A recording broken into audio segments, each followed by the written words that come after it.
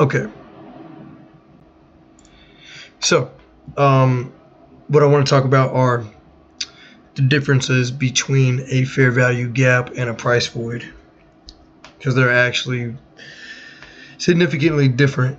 And just to make this as quick as possible, you're going to go on your daily chart, and whenever people say, oh, the market gapped up, this, or gapped down, this is what they're talking about. So you can clearly see it sticks out here, here, here, here, right? These are price voids. So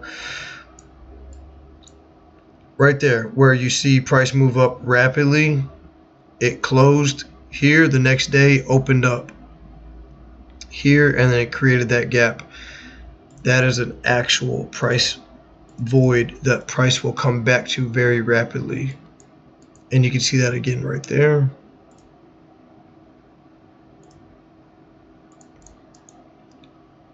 So right on Monday we close, Tuesday it gaps up. Whenever you look at this price action that day, you would expect it to go back into the gap. So when you go to replay, we'll fast forward this, and there's the gap up with the new day opening gap. So this all becomes the price void.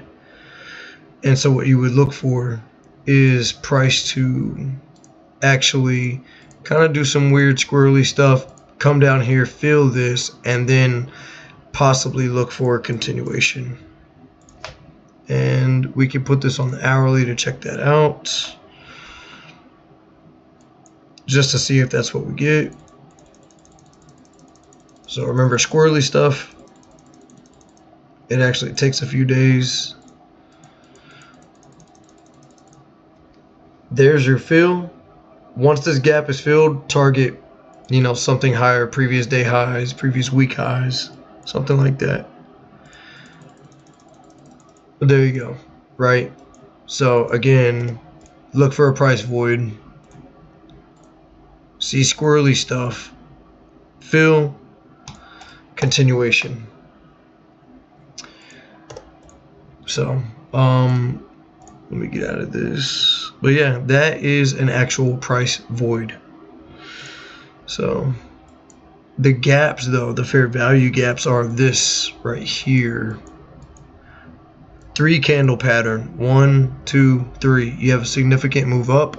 This is an imbalance in price, because see here, we move up, move down, price is balanced. Here we only moved up. And basically what you're looking for is 3 candles. So this one, this one, this one. There's a gap here of no selling pressure. So the top wick here and the bottom wick here gives you your fair value gap. And you would look for price to eventually move back down into this gap. But that is the fair value gap. And you can see these hold on smaller time frames all the time. I think we had, well, today was different. Today was squeezing price action. But let's see here. We'll go to the 1 minute. And I'm going to end this video very quickly so we're not taking way too long.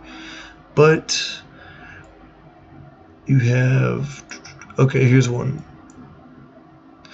So we actually sweep a high.